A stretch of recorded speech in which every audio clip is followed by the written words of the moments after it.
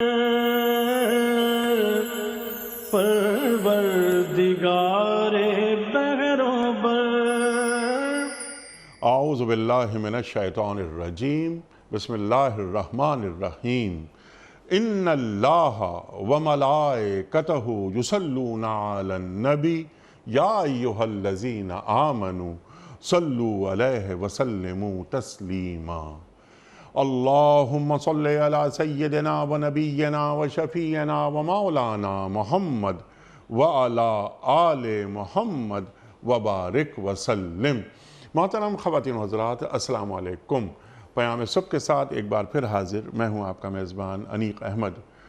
माह सयाम के हवाले से चंद खुसूसी मौज़ूआत पर हम अपने मुल्क के जय्यद उलमा से बात करवा रहे हैं और सीख रहे हैं कि कुरान करीम हमें क्या नसीहत करता है, हमें क्या दर्स दे रहा है। हमारे मुल्क के जय्यद उलमा तशरीफ़ लाते हैं और उनसे हम बात करवाते हैं रोज़ाना एक नए मौजू पर, और इंशाअल्लाह पूरे माह सयाम में ये मौज़ूआत जारी रहेंगे और कुरान करीम से करीब आने की हम कोशिश करते रहेंगे। ये महीना, ये माह मुबारक है ही नुज़ूल कुरान का महीना। ख़वातीन व हज़रात, आज जो मौजू हमने मुंतख़ब किया है वो मौजू है कि इंसानी जान की हुर्मत। दीन क्या बयान करता है? कुरान करीम की कुछ आयात वो भी गुफ्तगू में आएंगी, सरकार दो आलम सल्लल्लाहु अलैहि वसल्लम के फरमूदात वो भी गुफ्तगू में आएंगे। सरकार दो आलम सल्लल्लाहु अलैहि वसल्लम बैतुल्लाह शरीफ में मौजूद हैं और आप खाना काबा की जानिब देखते हुए इरशाद फरमाते हैं कि ए काबा, तू बड़ी अज़मत वाला है,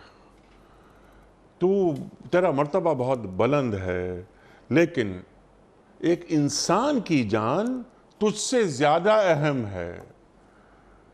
ख़वातीन हज़रात, कुरान करीम का फरमाता है कि जिसने एक इंसान की जान बचाई उसने गोया पूरी इंसानियत की जान बचाई, जिसने एक इंसान को कत्ल किया उसने गोया पूरी इंसानियत को कत्ल किया। अल्लाहु अकबर, अल्लाहु अकबर। हमारा दीन हमें कदम कदम पर सलामती की बात, सलामती का दर्स देता है,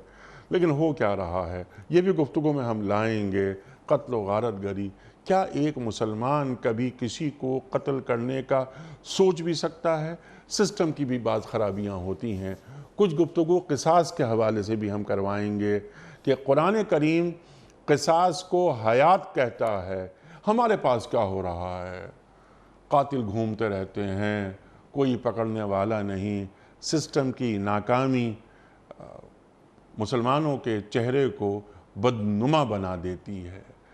ख़वातीन हज़रात, बहुत सारी बातें इस ज़ैल में आएंगी, कई सवालात हम उठाएंगे। असबाब क्या हैं इसके, नताइज क्या मुरतब हो रहे हैं सोसाइटी पर, और इनका सद्देबाब कैसे हो सकता है, सीखेंगे मोहतरम मुफ्ती इरशाद अहमद एजाज साहब से। ख़वातीन हज़रात, मुफ्ती इरशाद अहमद एजाज साहब हमारे मुल्क का एक जाना माना नाम।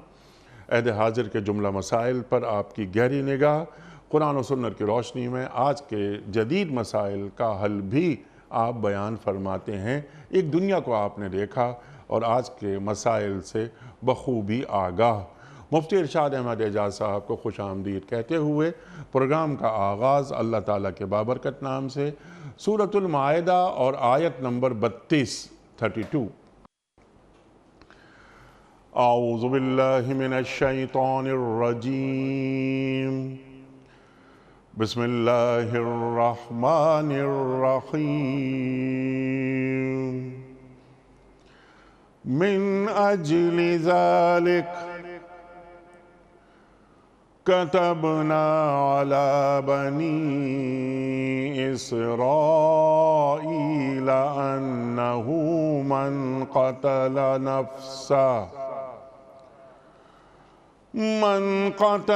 नफ्सन बिग़ैरि नफ्सिन औ फ़सादिन फ़िल अर्दि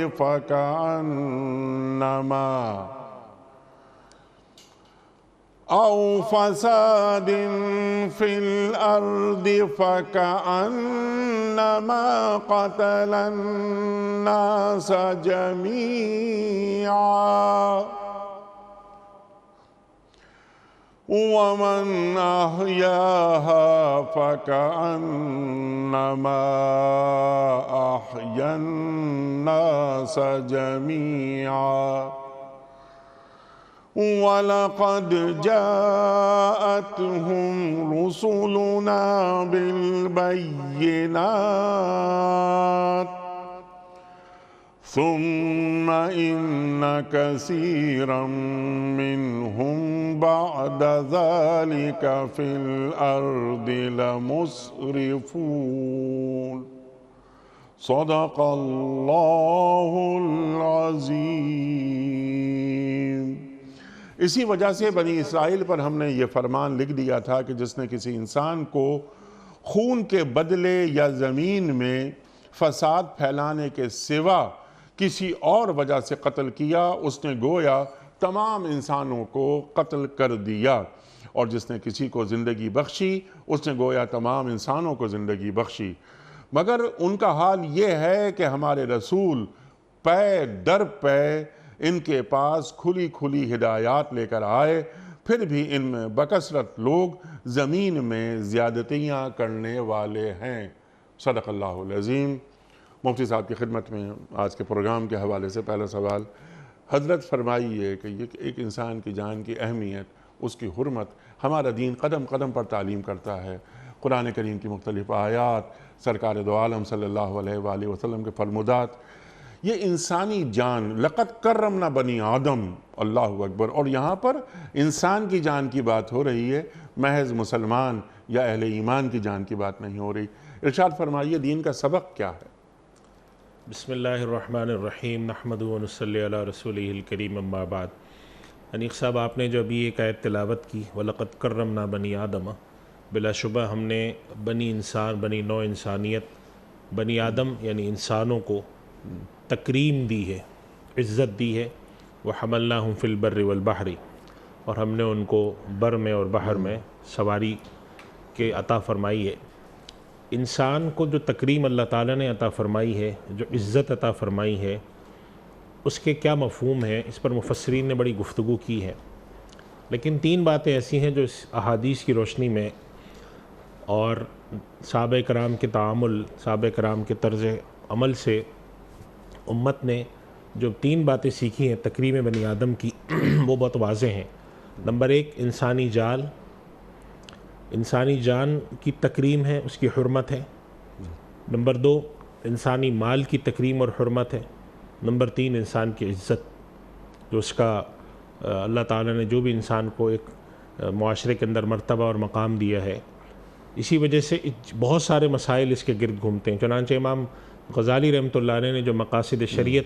پر گفتگو کی ہے، ان میں سے ایک مقصد انسانی ذات کے گرد گھومتا ہے، جس کا تعلق انسان کے مال، انسان کی جان اور انسان کی نسل کی حفاظت سے۔ یہ نسل انسانی کی حفاظت، یہ بھی تکریم بنی آدم میں داخل ہے۔ سبحان اللہ، سبحان اللہ۔ اسی طریقے سے انسان کی جان کے متعلق احکام جو یہ آیت بنی اسرائیل پر اللہ تعالیٰ نے اتاری، اور اسی طرح حضرت آدم علیہ السلام کے بیٹے قابیل کا جو جرم اللہ سبحانہ و تعالیٰ نے بیان کیا، وہ بھی اسی کے اندر داخل ہے۔ اسی طریقے سے اسلام میں جو حد قذف کا تصور ہے، کسی پر الزام لگانے کی صورت میں اگر وہ الزام جھوٹا ثابت ہو تو الزام لگانے والے کو کوڑے مارے جانے کا جو حکم ہے، اسی طریقے سے کسی پر الزام لگانے کو جو نبی کریم صلی اللہ علیہ وسلم نے بہت بڑا جرم قرار دیا ہے، اور آپ نے فرمایا ہے کہ سود میں سے سب سے بڑا سود جو ہے، یا کسی کے مال میں سے ناحق لینے میں جو سب سے بڑا انسان کا جو عمل ہے، وہ یہ ہے کہ انسان کسی کی عزت کے اوپر ہاتھ ڈالے۔ یعنی عزت پہ ہاتھ ڈالنے سے مراد ہے کہ اس کی تذلیل کرے، اس پر الزام لگائے، اس کے لیے جس کے لیے ہم کہتے ہیں کہ اس کی حیثیت عرفی جو ہے، معاشرے کے اندر جو اس کی حیثیت ہے، اس کو وہ خراب کرے، ڈیفیم کرے۔ یہ تکریم انسان سے متعلق جو جتنے بھی مباحث ہیں، اس کے اندر یہ چیز داخل ہے۔ اور اسی کے اندر آپ نے انیق صاحب یہ بھی مسئلہ سن رکھا ہوگا کہ ہمارے یہاں فقہائے کرام کے درمیان بڑی بحث رہی تھی کہ اعضاء کی پیوند کاری کا کیا حکم ہے شرعاً۔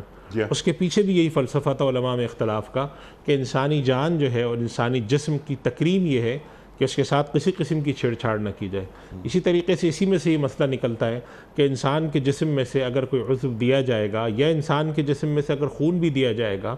یا انسان کے جسم میں سے اگر بال نکال لیے جائیں، جیسے بڑے بال ہوتے ہیں کٹوا لیے جاتے ہیں، تو ان کی خرید و فروخت کے ناجائز ہونے کا فتویٰ بھی اسی خیال سے ہے کہ انسان سے متعلق جتنی بھی چیزیں ہیں، انسان کا مرتبہ اللہ نے اتنا بلند و بالا رکھا ہے کہ وہ خرید و فروخت کے معاملات کے تحت بھی نہیں آ سکتا،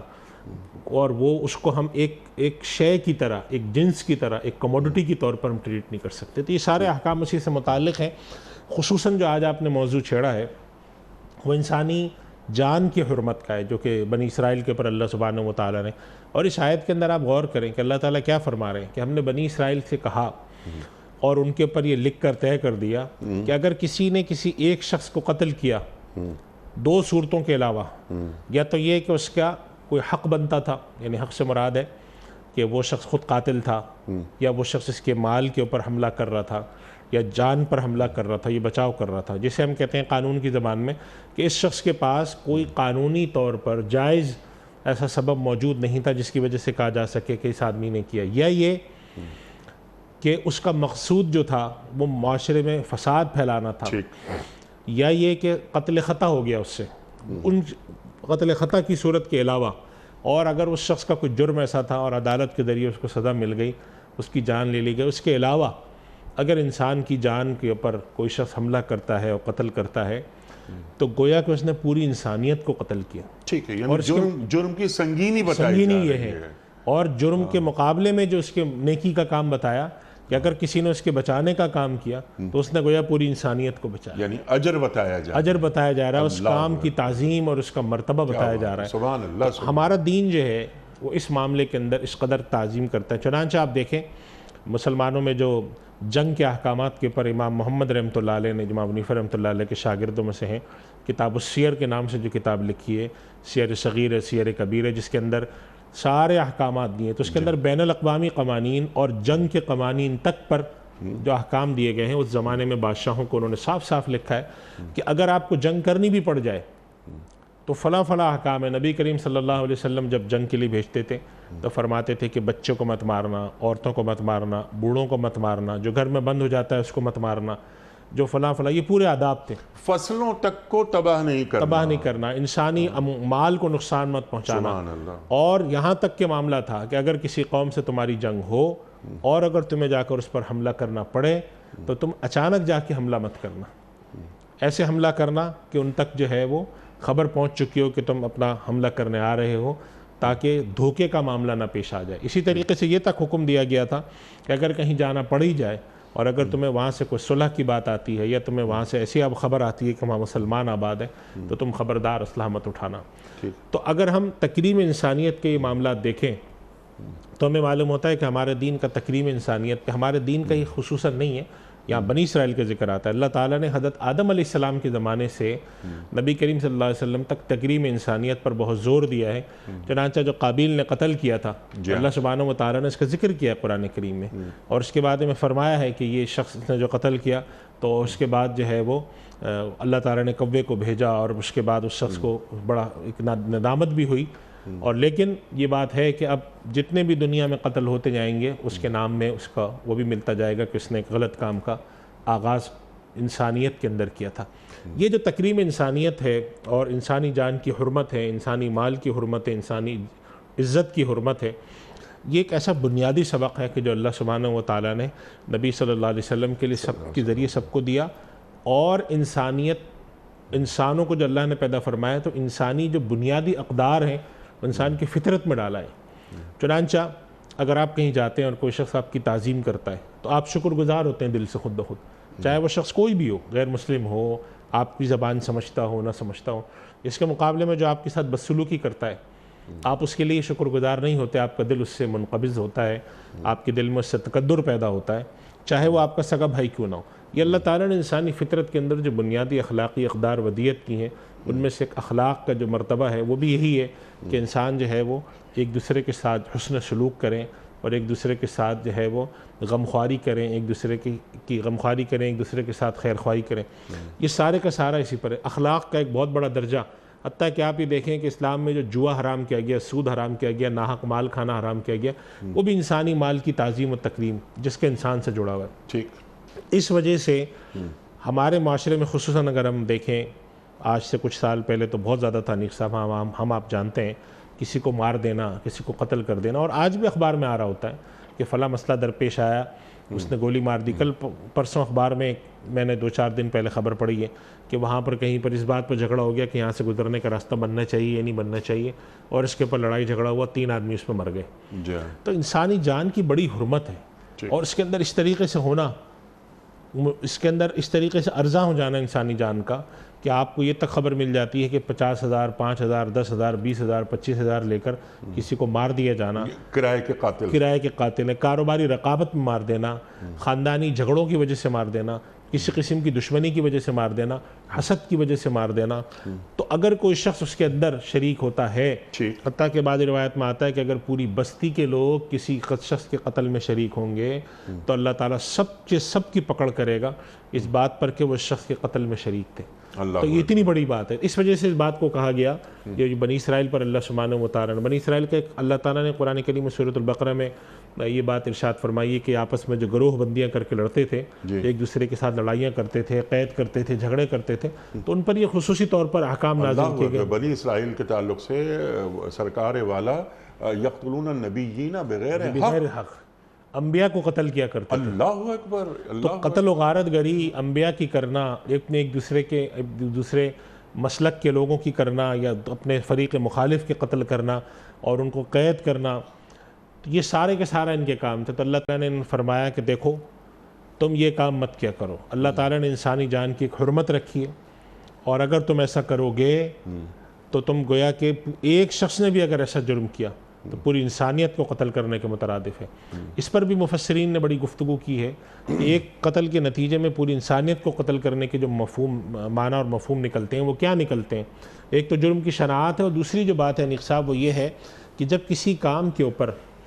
ایک کام انسانی معاشرے میں بہت بڑا سمجھا جاتا ہے، جیسے ہم پڑھتے ہیں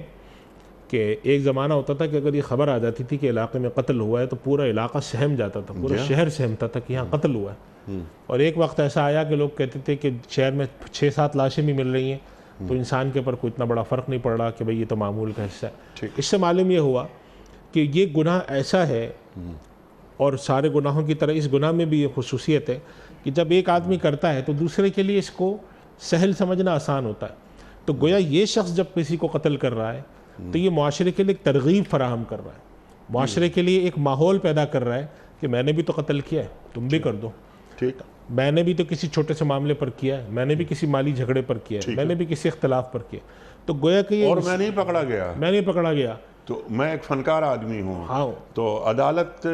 کی پہنچ میں میں نہیں ہوں، انتظامیہ کے پہنچ میں میں نہیں ہوں۔ سب سے آسان کام یہی ہے، سب سے آسان، جیسا آپ فرمائے پر تم بھی ایسا کرو، تو گویا کہ وہ اپنے عمل سے لوگوں کو اس طرف لا رہا ہوتا ہے، اور جب انسان ایک عمل سے لا رہا ہوتا ہے تو معاشرے کے اندر قتل و غارت گری سے دنیا میں سب سے بڑا فساد پیدا ہوتا ہے۔ اللہ سبحانہ و تعالیٰ کی نظر میں جب کوئی شخص ایک کام کر رہا ہے تو دوسرے لوگوں کو اس گناہ پہ ابھار رہا ہے تو گویا کہ نتیجے میں کیا ہوگا، معاشرے میں قتل بڑھے گا۔ جب معاشرے میں قتل بڑھے گا تو گویا کہ اس نے پوری بنی نوع انسانیت کے قتل کا سامان فراہم کیا۔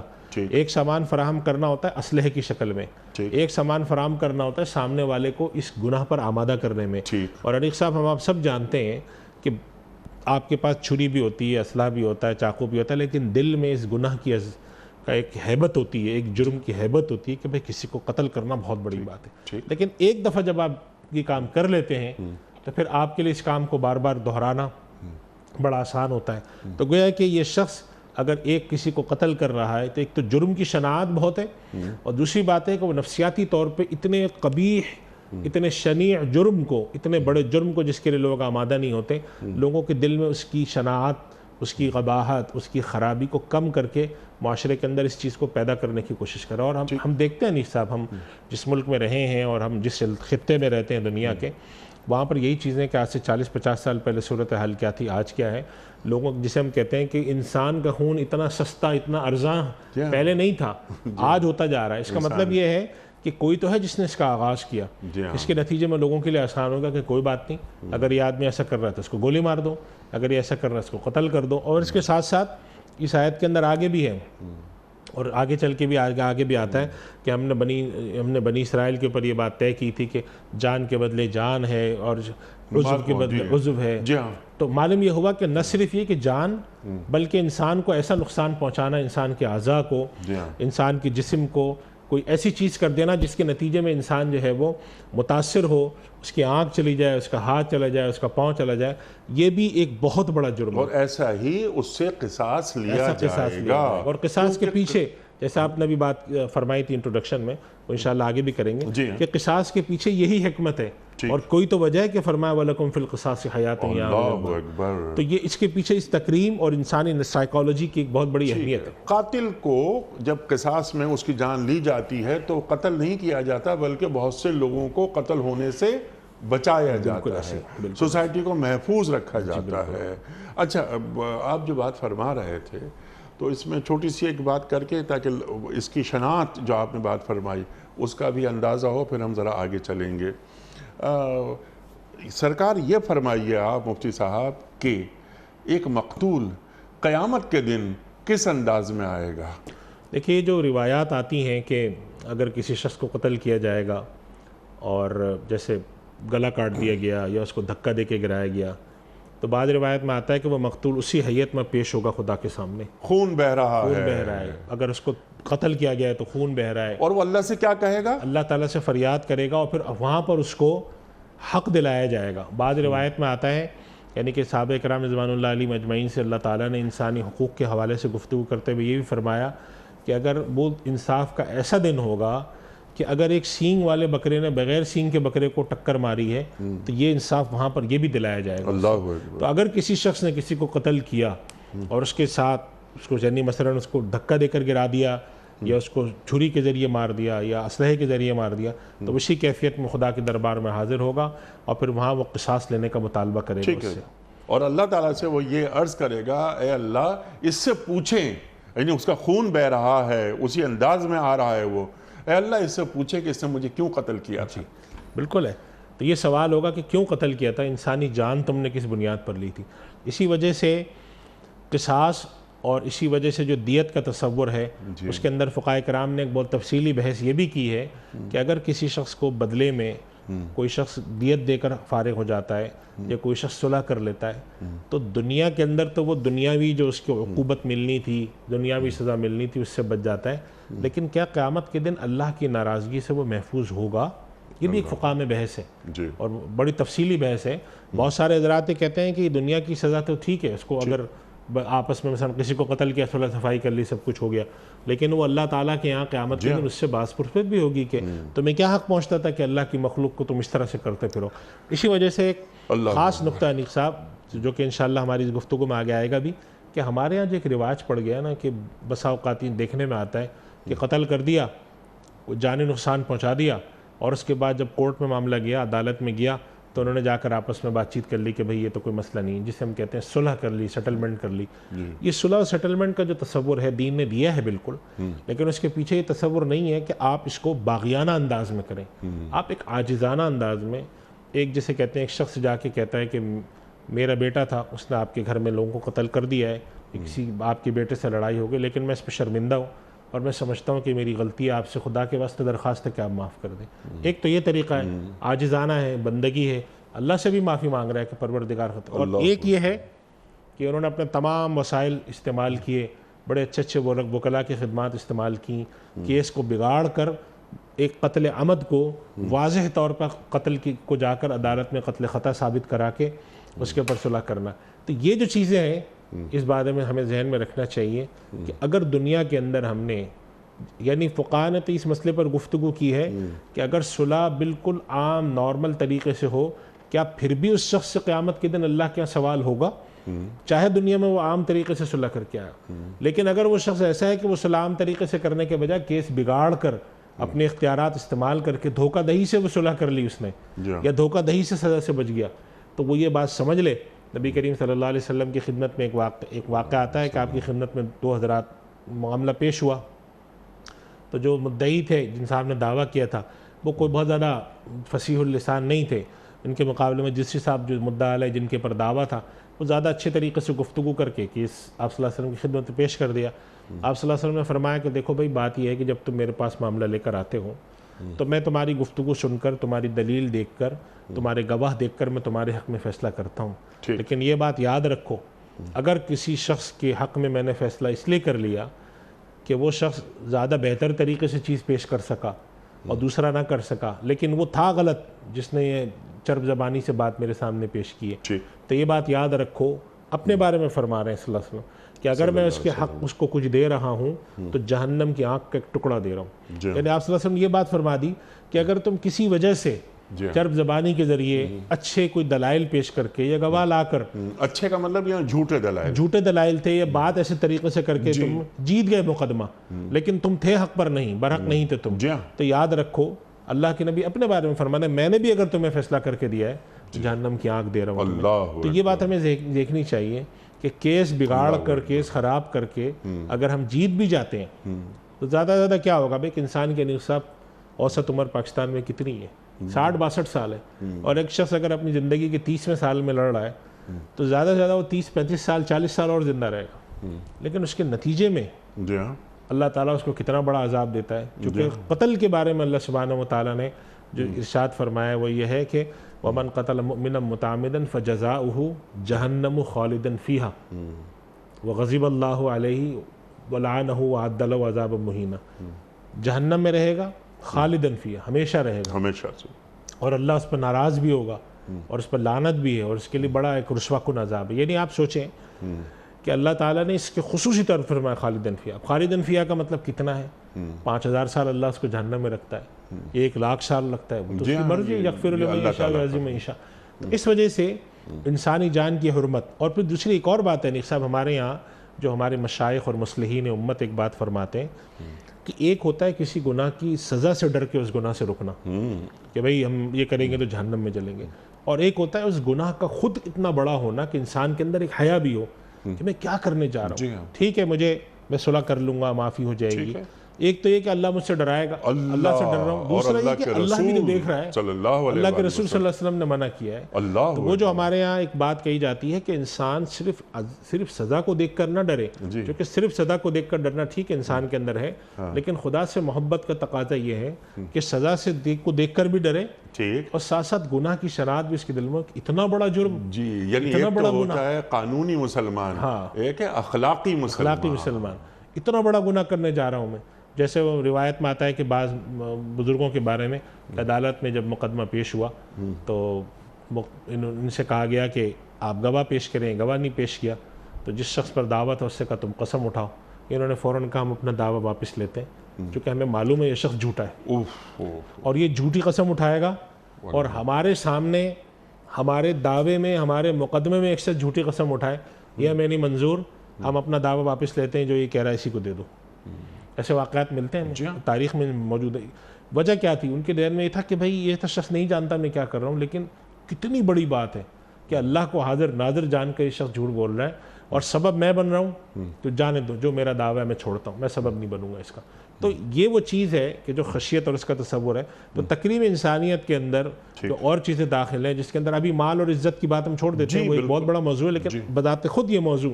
کہ انسان کی جان کا خیال رکھنا. پھر اس کے اندر نیک صاحب جان میں ساری چیزیں شامل ہیں, کسی کو نقصان پہنچانا, اس کے مارنا کوئی کم چھوٹی چیز نہیں ہے. یعنی اگر آپ کسی کو مار پیٹ کرتے ہیں, جیسے ہمارے یہاں چھوٹی سی بات پر لوگ اٹھا کے تھپڑ مار دیا اور زبردستی مار پیٹ کر دی, کوئی جان نقصان پہنچا دیا, اس کے جیسے کوئی عضو کو نقصان پہنچا دیا, کوئی اس کی آنکھ کو نقصان, کان کو نقصان, ہاتھ کو نقصان, یا بری طرح پکڑ کے اس کی مار پٹائی کر دی, یہ ساری چیزیں جو اللہ سبحانہ و تعالیٰ نے انسانی نفس کی حرمت رکھی ہے اس کے خلاف ہے, اور اس کا انتہائی درجہ ہے قتل کر دینا. جی بالکل. تو قتل سے پیچھے جو نیچے درجے کے جرم ہے وہ بھی بعض پرس والے ہیں, خود قرآن کریم میں موجود ہے کہ اگر کسی نے جان کیا تو یہ ہے, اور آنکھ کیا تو یہ ہے, اور ہاتھ کیا تو یہ ہے. تو اس کا مطلب یہ ہوا کہ انسانی جان کی حرمت میں قتل کر دینا تو سب سے آگے کا درجہ ہے, سپرلیٹو ڈگری, آخری درجہ ہے. اس سے نیچے کے بھی درجہ آتے ہیں ان کو زیادتی کرنے کی, ان سب کا بھی خیال رکھنا بہت ضروری ہے. اللہ اکبر, اللہ اکبر. اچھا بنیادی فلسفہ، بنیادی باتیں، معنی، مفاہیم سب آپ نے بیان فرما دیے کہ اللہ تعالیٰ ایک انسان کو، وہ انسان بھی کون، یہ بندہ جس کو اللہ تعالیٰ اپنا خلیفہ بنا رہا ہے، اور جس کو جو اللہ تعالیٰ قرآن کریم میں فرماتا ہے کہ میں نے اپنے دونوں ہاتھوں سے بنایا ہے۔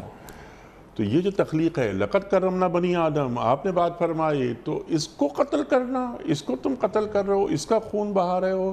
مسلمان کا مسلمان سے کیا تعلق ہے؟ اللہ اکبر، اللہ اکبر۔ اچھا، یہاں تو پوری انسانیت کی بات ہو رہی ہے۔ اب ذرا آتے ہیں اگلا مرحلہ، ہم صرف ذرا آج دنیا بھر میں مسلمانوں کے تعلق سے ایک عجیب عجیب خیالات، تاثرات، ایک پروپیگنڈا ہوتا ہے کہ مسلمان یعنی نعوذ باللہ باربیرین ہیں، یہ لڑائی جھگڑا کرتے ہیں، لوگوں کو مار دیتے ہیں، بم کے دھماکے کرتے ہیں، اور دنیا میں جو کچھ تو خون ہو رہا ہے اس میں بڑا ہاتھ مسلم دنیا سے تعلق رکھنے والے افراد کا ہے۔ یہ سراسر الزام، یہ سراسر بہتان، یہ سراسر تہمت، اس کے سوا کچھ نہیں ہے۔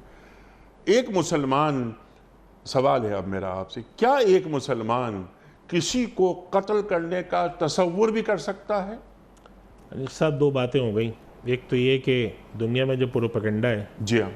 آپ تو اس شعبے میں ہیں صحافت کے، آپ مجھ سے زیادہ جانتے ہیں۔ صرف ہم پچھلے 80 سال کی تاریخ اٹھا لیں، جی، جنگ عظیم پہلی اور دوسری سے لے کر اب تک جو دنیا میں جنگیں ہو رہی ہیں، جی ہاں، اس کے پیچھے محرک کون ہے، افراد کون ہیں، ٹھیک، دنیا کو تباہی بربادی تک پہنچانے والے لوگ کون ہیں؟ اب مسلمانوں کی دنیا کے، جو مسلمانوں کے بہت سارے ملک برباد کر کے بنیادی انسانی جو سہولتیں ان سے محروم کرنے والے کون لوگ ہیں؟ ہمیں ان چیزوں کو سمجھنا چاہیے، اور ساتھ رد عمل میں جو بعض مسلمان کرتے ہیں اس میں بھی بہت ساری چیزیں صحیح غلط دونوں ہیں، لیکن یہ رد عمل ہے، اور رد عمل والا بہرحال اس شخص کے مقابلے میں کم درجے کا وہ ہوتا ہے جو شخص کام کا آغاز کرتا ہے، اور ہمیں اس چیز کو بہت اچھی طرح سے ذہن میں رکھنا چاہیے، کسی پروپیگنڈا میں آنا نہیں چاہیے۔ اللہ سبحانہ و تعالیٰ کا ہم سے تقاضا ہے کہ ہم عدل سے بات کریں، انصاف کی بات کریں، جو غلطی ہمارے لوگوں کی ہے وہ بھی بیان کریں، لیکن ساتھ جو دوسروں کی غلطی اس پر بھی نظر ہونی چاہیے تاکہ ہمیں کینوس ہمارے سامنے پتہ ہو۔ دوسری بات، کیا ایک انسان ایک مسلمان دوسرے مسلمان کو قتل کر سکتا ہے؟ تو اس کا جواب یہ ہے کہ مسلمان کا قتل کرنا تو بہت بڑی بات ہے، مسلمان جو قتل کرنے سے نچلے درجے کے گناہ ہیں اس کو کرنے سے بھی مسلمان جو ہے وہ گھبرانا چاہیے، مسلمان گھبراتا ہے، اور مسلمان کو بچنا چاہیے۔ مسلمان جھوٹا نہیں ہو سکتا، مسلمان دغاباز نہیں ہو سکتا، مسلمان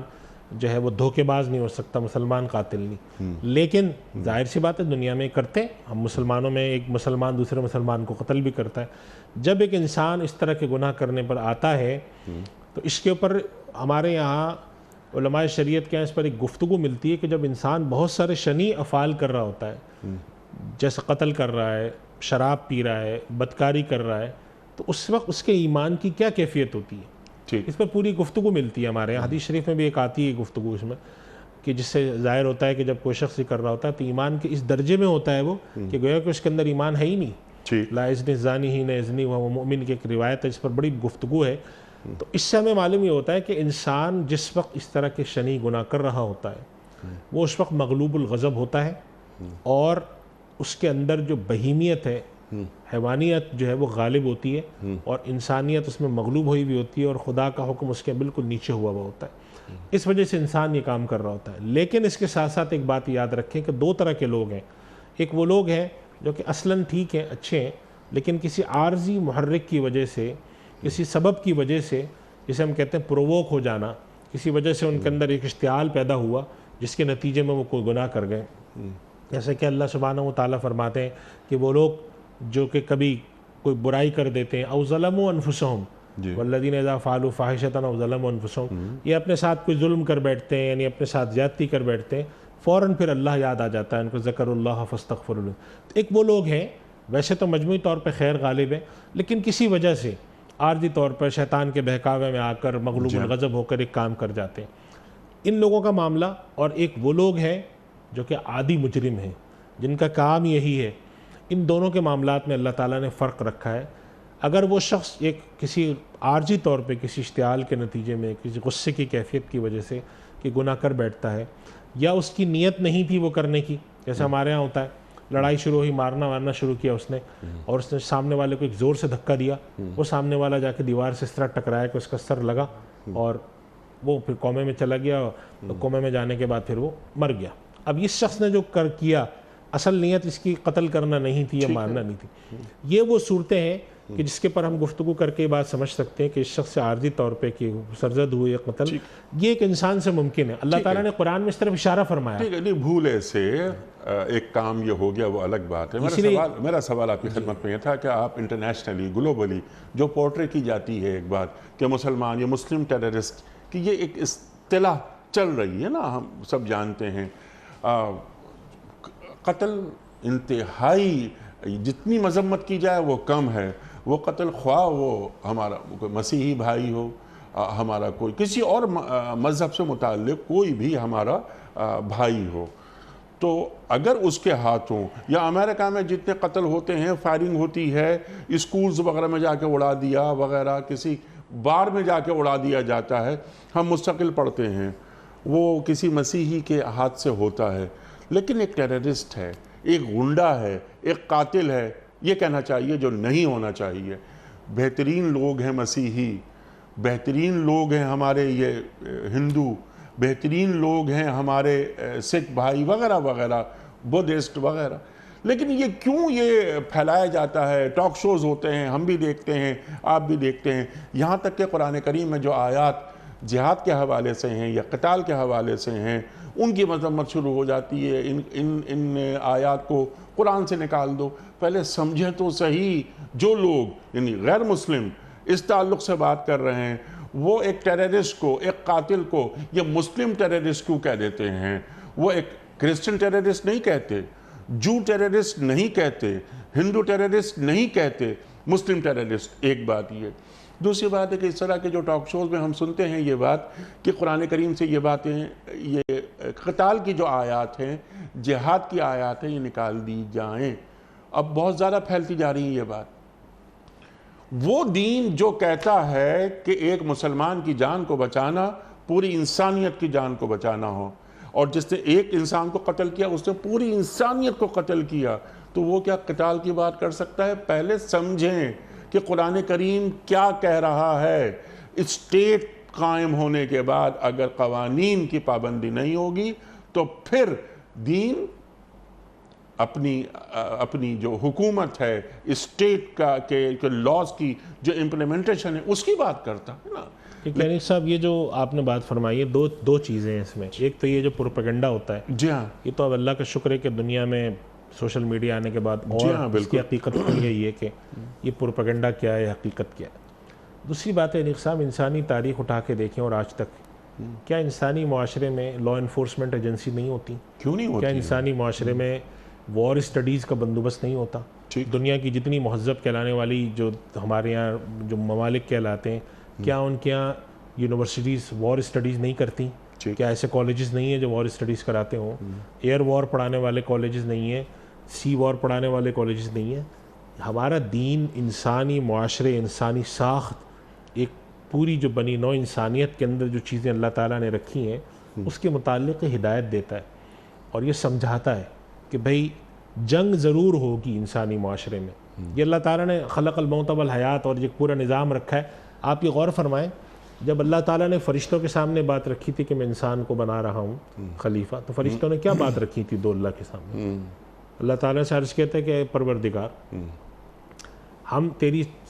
تسبیح بیان کرتے ہیں اور تو انسان کو پیدا کر رہا ہے, یسفک الدماء, کیونکہ آپ پروردگار آپ اس کو پیدا کر رہے ہیں کہ جو کہ دنیا میں فساد کرے گا اور خون بہائے گا. معلوم یہ ہوا کہ انسانی سرشت کے اندر اللہ تعالیٰ نے اس کائنات کا نظام بناتے وقت کچھ اچھائیاں کچھ برائیاں رکھی ہیں اور اسی پر آزمائش کر کے پھر قیامت کے دن اٹھا کر حساب ہوگا. اس کے حوالے سے اللہ سبحانہ و تعالیٰ نے انسانی معاشرے میں یہ چیزیں رکھی ہیں. دنیا میں کوئی آدمی جا کر یہ اٹھا کے مطالبہ نہیں کرتا ہے کہ فلاں ملک کے اندر سے اس کی یونیورسٹیز میں سے جو پڑھایا جاتا ہے کہ آپ نے حملے کیسے کرنے ہیں, وار اسٹڈیز کرائی جاتی ہیں, اس کو نکالیں. لیکن مطالبہ قرآن سے ہوتا ہے تو قرآن کریم تو ان چیزوں کو آرگنائز کرنے کے لیے، جیسے آپ نے کہا کہ ایک مسلمان معاشرہ ہے، جب وہ قائم ہوگا تو جب وہ آرگنائز ہوگا تو وہ اپنے معاملات کو کیسے چلائے گا؟ اس معاشرے میں جنگ بھی کرنی پڑے گی، اس کے اندر جرائم بھی ہوں گے، اس کے اندر سزائیں بھی ہوں گی، ریاستی قوانین ہوں گے، ہر اگر چیز میں اور آپ امریکہ میں ہوں تو امریکی قوانین کی پابندی ہم پہ لازم ہوگی، بالکل ہے۔ اگر ہم انگلینڈ میں ہوں گے تو انگلینڈ کے قوانین کی پابندی ہم پر لازمی ہوگی۔ تو جب مسلم ریاست ہوتی ہے اور ریاست کے قوانین کا مذاق اڑایا جائے تو پھر ریاست حرکت میں آتی ہے۔ بالکل ہے۔ اور اگر آپ کوئی بھی قانون اٹھا کے دیکھیں انیس صاحب، آج اگر آپ جو ہے مثال کے طور پہ دنیا کے کسی ملک کا ایک چھوٹا سا قانون اٹھا لیں جس کے اندر انہوں نے اتنا سا جملہ لکھا ہو کہ اگر کوئی حملہ کرے گا تو ہم جواب دیں گے اور ہم اس کو یہ کریں گے، یا مثال کے طور پہ ملک کے پریزیڈنٹ کو اختیار ہے کہ وہ بم چلانے کا آرڈر دیں، آپ اتنا سا اٹھا کر کہہ دیں کہ یہ کیا بات ہے، صدر کو اختیار آپ نے دے دیا بم چلائے۔ تو یہ کانٹیکسٹ سے ہٹا کر جب آپ بات کریں گے تو ہر آدمی آپ کو احمق بیوقوف کہے گا۔ یہ اہم بات ہے کہ کانٹیکسٹ سے ہٹا کر بات کریں گے۔ اصل تو یہ ہے کہ کانٹیکسٹ سے ہٹا کے بات کی جاتی ہے، قرآن کو پڑھیں، وہ سمجھتے ہیں۔ انیس صاحب، یہ جو اللہ سبحانہ و تعالیٰ نے جرائم گنوائے نا، تو ان میں ایک جرم یہ بھی ہے جو اللہ تعالیٰ نے فرمایا تھا نبی کریم صلی اللہ علیہ وسلم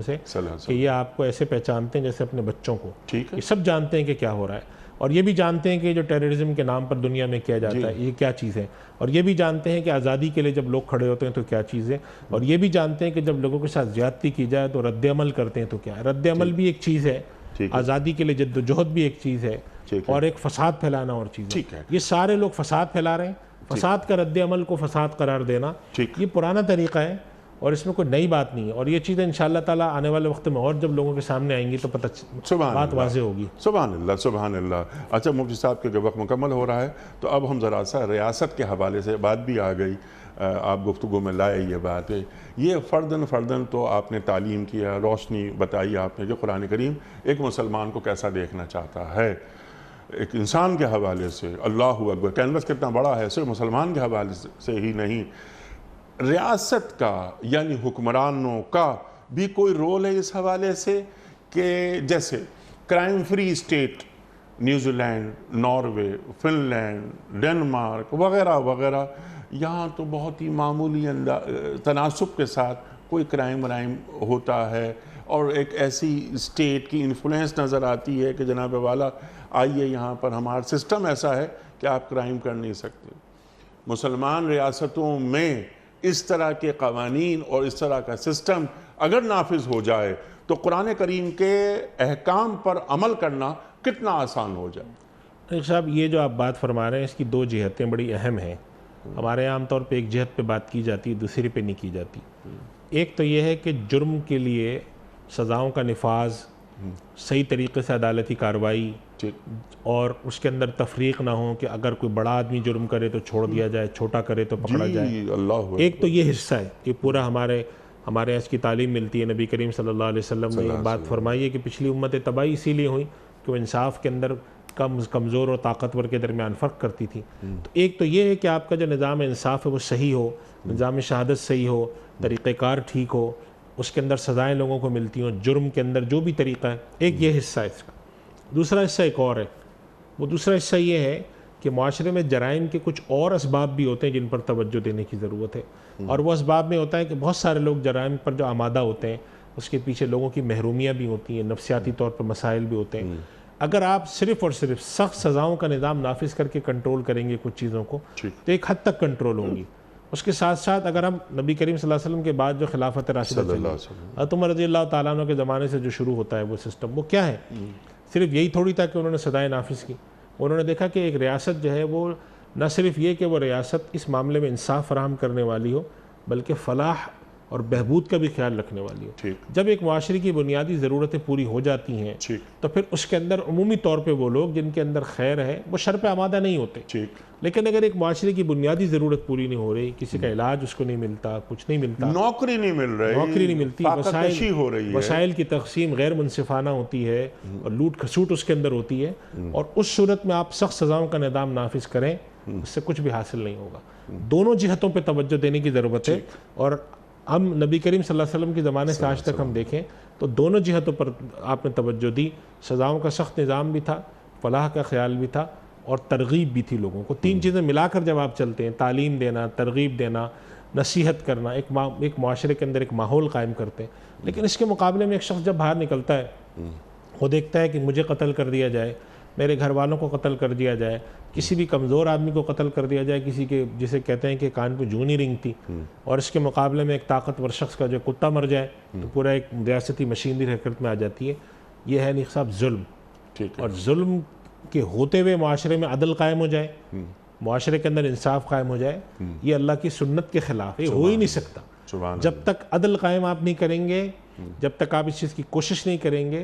یہ آپ تصور کریں کہ ہم ڈنڈے سے سارے کام کر لیں گے، نہیں ہوتا۔ تو دونوں چیزوں پر توجہ دینے کی ضرورت ہے۔ آپ نے بات فرمائی عدل کی۔ جس شہر میں ہم اور آپ سانس لیتے ہیں، اس شہر میں یعنی کراچی میں ہزاروں قتل ہو گئے ہمارے اور آپ کے سامنے، یعنی ہم موجود روز کراچی کے حالات کیسے رہے پچھلے 20 25 30 سال میں، اور روز 20 25 30 لاشیں یہاں سے مل رہی تھیں۔ تو آپ جو عدل کی بات کرتے ہیں تو یہ پورا یہ بنانا اسٹیٹ نہیں ہے نا، یہ اس میں باقاعدہ ایک نظام چل رہا ہے، جوڈیشری موجود ہے وغیرہ وغیرہ، لا انفورسمنٹ ایجنسیز موجود ہیں۔ عدل کہاں ہے؟ وہ ہزاروں لوگ جو قتل ہو گئے، وہ ہزاروں لڑکے جو قتل ہو گئے، کوئی پکڑا گیا؟ قصاص، ہزاروں قتل، ان کا کوئی حساب کتاب نہیں، لوگوں کے مال کا ضیاع، اس کا کوئی حساب کتاب نہیں، جائز طریقے سے لوگوں سے مال لے کر اس کا ضیاع، اس کا کوئی حساب کتاب نہیں۔ تو یہ ساری جو چیزیں ہیں انیق صاحب کی ایک جسے ہم کہتے ہیں کہ ظلم کی مختلف صورتیں، جی ہاں، اور جس شخص کو اللہ جتنا اقتدار دیتا ہے اور وہ جتنی قوت رکھتا ہے، اس کے بقدر اس سے سوال ضرور ہوگا۔ اگر وہ سمجھتا ہے کہ میرے پاس اقتدار اس لیے ہے کہ میں عیش کروں، تو یہ عیش میرے خیال ہے 20 سال کر لے گا، کوئی آدمی 25 سال کر لے گا، لیکن ایک دن تو کہیں نہ کہیں کھڑے ہو کے جواب دینا ہے۔ اور وہ دن جس کے بارے میں اللہ ڈراتا ہے اتنا، اور یہ کہتا ہے کہ قیامت کے دن جب تم آؤ گے تو پھر میں تمہیں بتاؤں گا، تو پتہ نہیں کتنا بھیانک دن ہوگا، ہم سوچ بھی نہیں سکتے۔ یہ بات ہمیں ذہن میں رکھنی چاہیے کہ جب تک کہ انصاف صحیح معنوں میں نہیں ہوگا، اور انصاف کی دونوں شکلیں، کہ نہ صرف یہ کہ کوئی شخص جرم کر رہا ہے تو اس کو سزا ملے، اس کا ایک صحیح نظام قائم کیا جائے، اس میں نظام شہادت قائم ہے، اور پورا انویسٹیگیشن، پورا جو سسٹم ہے ہمارا وہ صحیح ہو، اور اس کے ساتھ ساتھ ایک حکمراں ہونے کے ناطے، اور معاملات کو مسلمانوں کے، انسانوں کے دیکھنے کے ناطے، جو اور آپ کے اوپر انصاف کی چیزیں آتی ہیں، آپ کا نظام، ٹیکس کا نظام آپ کا منصفانہ ہو۔ ہمارے یہاں جو چیزیں تیار ہوتی ہیں، جو ہمارا طبقہ ہے، ابھی دیکھیں چینی کے حوالے سے بات چیت چلتی ہے کہ چینی مہنگی ہو جاتی ہے، اشیاء مہنگی ہو جاتی ہے، رمضان شریف آتا ہے تو تیل مہنگا ہے، گوشت مہنگا ہے، ہر چیز ہے۔ یہ ساری چیزیں جو ہیں یہ بھی تو نظام ظلم کا حصہ ہے، جی جی بالکل، اس کو بھی تو ختم کرنا ہے۔ جب یہ ختم نہیں ہوتا، میرے پاس لوگ آتے ہیں، انیق صاحب 18-20 ہزار روپے تنخواہ ہے، 25,000 تنخواہ ہے۔ ہم آپ جانتے ہیں کہ کراچی، لاہور، اسلام آباد جیسے جو شہر ہیں، اگر اس میں ایک آدمی کے پاس گھر اپنا نہیں ہے اور 50,000 تنخواہ ہے تو شاید وہ شخص مستحق زکوٰۃ ہوگا، جی ہاں، اس لیے کہ وہ کیسے رہے گا اس شہر میں، کیسے گزارا کرے گا۔ شادی شدہ آدمی ہے، 2 بچے ہیں اس کے، اگر ہم بہت ہی چھوٹی فیملی لے لیتے ہیں، ٹھیک شادی شدہ آدمی، 2 بچے، گھر اپنا نہیں ہے کرائے گا، 50,000 میں وہ کیسے رہے گا؟ ٹھیک، تو وہ شخص جب آتا ہے اور وہ آ کے سوال پوچھتا ہے تو یا تو وہ کرپشن کرنے پر آمادہ ہوتا ہے، بدعنوانی کرنے پر آمادہ ہوتا ہے، اور یہاں تک کہ بات اتنی آگے پہنچ جاتی ہے کہ پھر انسانی جان کی حرمت بھی ہر چیز ختم ہو جاتی ہے۔ یہ پورے کا پورا کرنا، پورا ایک سسٹم، پورا نظام بنانا، ایسا نظام، سد ذرائع جو کہا جاتا ہے شرعی اصطلاح میں، وہ ہونا چاہیے۔ حکمرانوں کی یہ بھی ذمہ داری ہے کہ چوری چکاری، ٹیکس بچانا، یہاں تک کہ قتل، وہاں تک عوام الناس پہنچے ہی نہ۔ مفتی صاحب میں آپ کا بڑا ممنون، بڑا شکر گزار، اللہ آپ کو اچھا رکھے۔ خواتین حضرات، انسانی جان کی حرمت، ہمارا دین کیا تعلیم کرتا ہے، مفتی ارشاد صاحب نے تفصیلاً گفتگو عطا فرمائی۔ خواتین حضرات، ایک مسلمان کبھی بھی کسی انسان کی جان نہیں لے سکتا، یہ ہمارے دین کا تقاضا ہے، اللہ اور اللہ کے رسول صلی اللہ علیہ وآلہ وسلم کا یہ فرمان ہے، وضاحت سے فرمان ہے۔ قرآن کریم میں آیات رکھ دی گئیں جس پر آج گفتگو ہوئی، سرکار دو عالم صلی اللہ علیہ وآلہ وسلم کی کئی احادیث، اللہ اکبر۔ آغاز میں وہ حدیث میں نے بیان فرمائی تھی، اسی پہ پروگرام ختم کرتے ہیں۔ اللہ کے رسول صلی اللہ علیہ وآلہ وسلم کا ارشاد ہے کہ اے کعبہ، تو بڑا محترم ہے، تو بہت عظیم ہے، لیکن محمد صلی اللہ علیہ وآلہ وسلم کی جان کی قسم، اللہ اکبر، کہ ایک انسان کی جان تجھ سے زیادہ اہم ہے، ایک انسان کی جان. اور یہاں پر انسان کی بات ہو رہی ہے، یہاں پر صرف مسلمان یا اہل ایمان کی بات نہیں ہو رہی. لقد کرمنا بنی آدم پر مفتی صاحب نے ہمیں بالتفصیل سمجھایا. انسان کی جان، انسان اللہ تعالیٰ کا خلیفہ ہے، انسان کو اللہ تعالیٰ نے اپنے دونوں ہاتھوں سے بنایا. اللہ قرآن کریم میں فرما رہا ہے. خواتین و حضرات، وقت مکمل ہوا ہمارے آج کے پروگرام کا. اس پروگرام کے حوالے سے کوئی فیڈ بیک آپ دینا چاہیں تو ہمارا ای میل ایڈریس ہے ps@dunyatv.tv. کل ایک نئے مہمان اور ایک نئے موضوع کے ساتھ پھر حاضر ہوں گے. تب تک کے لیے اپنے میزبان انیق احمد کو اجازت دیجیے. خدا حافظ. پروردگار بہروں بر